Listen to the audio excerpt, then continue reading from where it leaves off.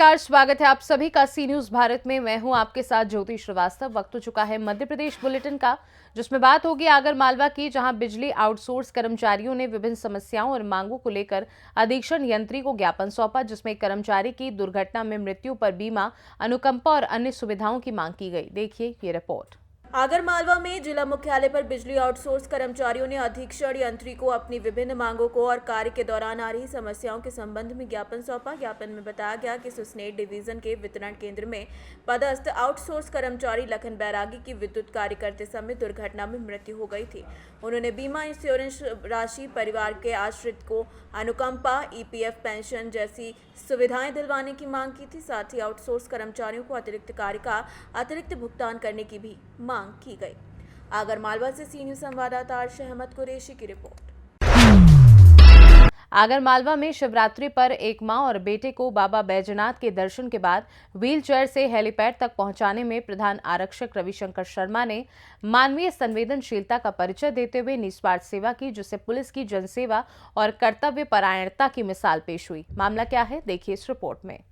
आगर मालवा में शिवरात्रि के दिन उज्जैन से एक मां और बेटा बाबा बैजनाथ के दर्शन करने आए। मां वृद्धावस्था के कारण व्हीलचेयर पर ही चल पा रही थी। दर्शन के बाद बेटे की तबीयत बिगड़ने पर वो व्हीलचेयर को आगे नहीं बढ़ा रही थी। इस स्थिति में कोतवाली आगर के प्रधान आरक्षक रविशंकर शर्मा ने मानवीय संवेदनशीलता दिखाते हुए वृद्ध मां की व्हीलचेयर को आगे बढ़ाया और उन्हें बैठाकर हेलीपैड स्थित पार्किंग तक पहुंचाया। वृद्ध माता ने उनकी सेवा से प्रभावित होकर 500 रुपए का आशीर्वाद देने का प्रयास किया, लेकिन प्रधान आरक्षक ने विनम्रतापूर्वक मना कर उनका आशीर्वाद लिया। इस घटना से आगर मालवा पुलिस की जनसेवा और मानवता की एक नई मिसाल सामने आई है। आगर मालवा से सी न्यूज संवाददाता अर्श अहमद कुरैशी की रिपोर्ट।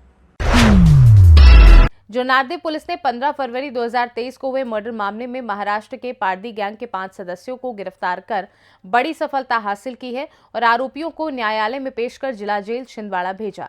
पुलिस को यह सफलता कैसे मिली, आइए दिखाते हैं इस रिपोर्ट में। जुन्नारदेव पुलिस को बड़ी सफलता मिली है जब उन्होंने 15 फरवरी को हुए मर्डर के आरोपियों को गिरफ्तार किया। मृतक सूरज मेश्राम, जो महाराष्ट्र के चंद्रपुर जिले का निवासी था, भूरा भगत महादेव मेला जुन्नारदेव आया था, जहां उसे 4-5 लोगों ने मारपीट कर घायल कर दिया था। इलाज के दौरान सूरज की नागपुर एम्स में मृत्यु हो गई। इस मामले में पुलिस अधीक्षक अजय पांडे और अन्य वरिष्ठ अधिकारियों के द्वारा 5 आरोपियों को गिरफ्तार किया गया है, जो महाराष्ट्र के पारदी गैंग के सदस्य थे। आरोपियों को जुन्नारदेव न्यायालय में पेश कर जिला छिंदवाड़ा भेजा गया। इस सफलता में थाना प्रभारी राकेश बघेल, उप निरीक्षक रविंद्र पवार, मुकेश डोंगरे और अन्य पुलिसकर्मियों की महत्वपूर्ण भूमिका रही है। पुलिस अधीक्षक द्वारा टीम को पुरस्कृत भी किया जाएगा। कोई हत्याकांड का खुलासा हुआ जिसमें पारदी गैंग का संबंध था, क्या है पूरा मामला? ये 2 साल पुराना मामला है, जिसमें मृतक सूरज मेश्राम 31 साल का है। ये निवासी है पठानपुरा, जिला चंद्रपुर, महाराष्ट्र का रहने वाला है। ये पहले भूरा भगत मेला अपने दोस्त के साथ यहाँ घूमने आया था। तो घटना स्थल है सदगगरी के पास, ग्राम छावड़ा।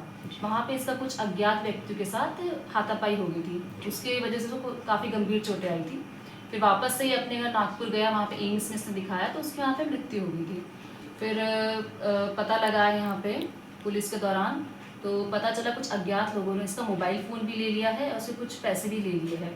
फिर काफ़ी पतारसी की गई, काफ़ी तलाश की गई, लेकिन किसी का कुछ पता नहीं चला। फिर साइबर सेल की मदद से इसका जो मोबाइल चोरी हुआ था उस संबंध में काफ़ी जानकारी निकाली गई। तब पता चला कि यहाँ पे एक गैंग इन्वॉल्व है, पारदी गैंग, जो कहाँ की रहने वाली है, महाराष्ट्र की ही रहने वाली है। पारदी खेड़ा है, अमरावती जिले के पास, वहाँ की रहने वाली पारदी गैंग है। फिर कई बार पुलिस टीम भी वहाँ भिजाई गई, लेकिन गिरफ्तारी नहीं हो सकी। ये लोग पहले फरार हो जाया करते थे। फिर उसके बाद 2 दिन पहले ही सूचना आई कि यही पारदी डेरे से कुछ पारदी लोग यहाँ पे भूरा भगत मेले में आने वाले हैं। तब जुनारदेव थाना प्रभारी निरीक्षक राकेश बघेल के द्वारा एक टीम गठित की गई थी थाने से, और टीम को भिजवाई गई। साइबर सेल की मदद से लोकेशन ट्रेस की गई, तो एक आरोपी हम लोग को वहाँ पे मिल गया। उस आरोपी को पकड़ करके तलाश की गई, पूछताछ की गई, तो उसने फिर और अन्य 4 लोगों के नाम बताए। उन 4 लोगों की गिरफ्तारी भी, वो बैतूल से, इटारसी से बैतूल आ रहे थे, अपने अमरावती जा रहे थे। उसी रास्ते में उन 4 को भी फिर गिरफ्तार करके थाने लेकर के आ गए।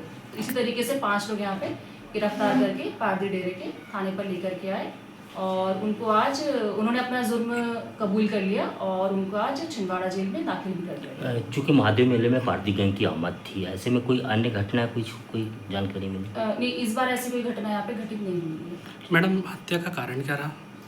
हत्या का कारण कुछ नहीं था, सिर्फ आपसी विवाद हो गया था उनका रास्ते में। कुछ मुख्य कारण ऐसा दर्शित नहीं होता है, आपसी विवाद के चलते ही हाथापाई हो गई थी वहाँ पे।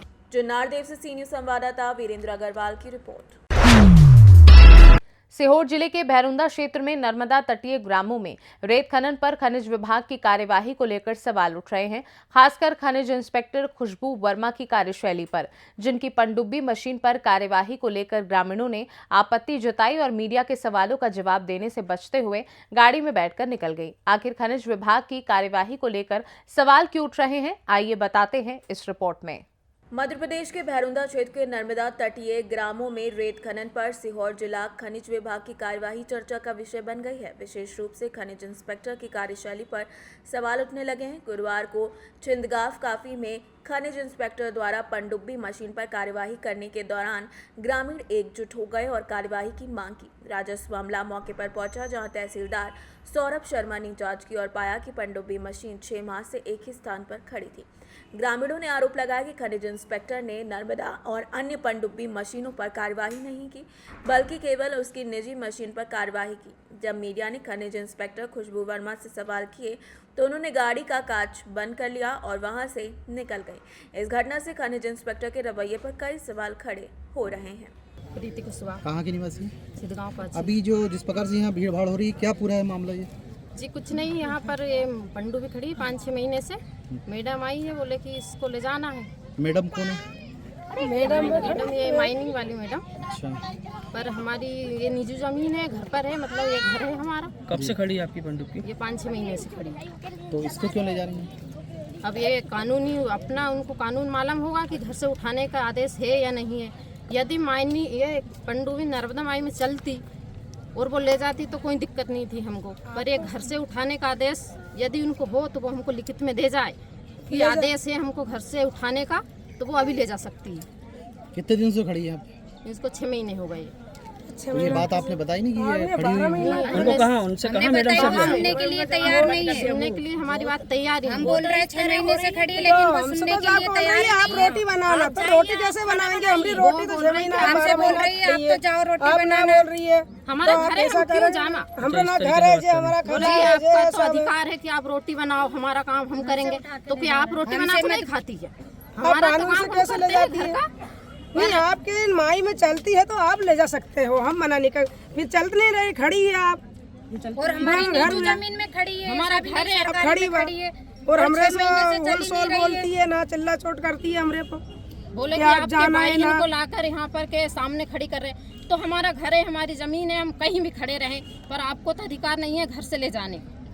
चलिए ठीक आप कानून में लिखित तो ऐसे तो। राजकुमार कुशवाहा। कहाँ के? राजकुमार भाई कहाँ रहते हैं? हम छिंदगांव काछी में। क्या काम करते हैं? हम किसानी काम करते हैं। क्या समस्या अभी माइनिंग से? माइनिंग से ये समस्या है, हमारी 5 से 6 महीने ये मशीन हो गई यहाँ पड़ी हुई है हमारी प्राइवेट जगह में।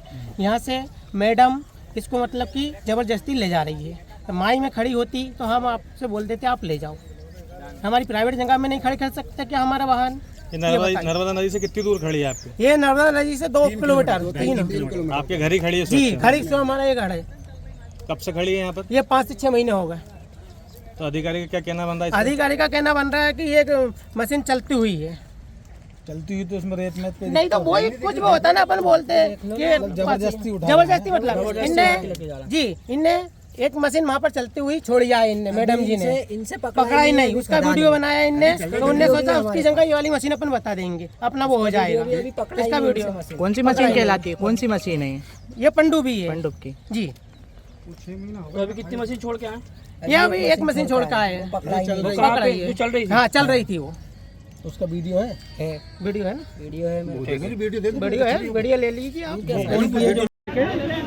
छिंदगांव काछी के किसानों के माध्यम से, मीडिया कर्मी के माध्यम से, वरिष्ठ अधिकारी के माध्यम से और जनप्रतिनिधि के माध्यम से सूचना प्राप्त हुई कि छिंदगांव काछी में एक मशीन रेत उत्खनन में संलिप्त है। उस सूचना के आधार पर मैं और मेरी टीम तत्काल स्पॉट पर पहुंची जब स्पॉट पर पहुंचे तो वहाँ मालूम हुआ कि यहाँ कई सौ संख्या में लोग पहले से मौजूद हैं। मौके पर पहुंचकर आसपास उपलब्ध ग्रामीणों के बयान लिए गए। यहाँ पहले से उपस्थित मीडियाकर्मी से पूछताछ की गई। यहाँ के सरपंच, पूर्व सरपंच तथा और भी जो लोग यहाँ खड़े हुए थे उनसे पूछा गया है कि मशीन की स्थिति क्या है। तो सभी लोगों ने एक स्वर में ये बताया कि जो मशीन है यह किसान के खेत में ही खड़ी हुई है तथा ये मशीन रेत करोड़ में संलिप्त नहीं है। सर क्या लगता है क्योंकि उस मशीन को जब हमने देखा पहले तो माइनिंग की टीम से भी पूछा गया। माइनिंग ऑफिसर भी यहाँ उपस्थित थे।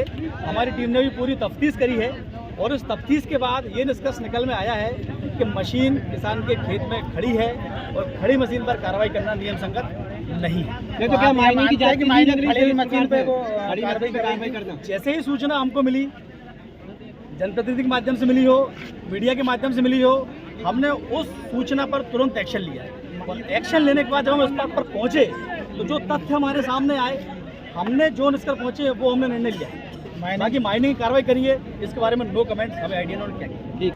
सीहोर के भैरुंदा से सी न्यूज़ संवाददाता अजय कलमोर की रिपोर्ट।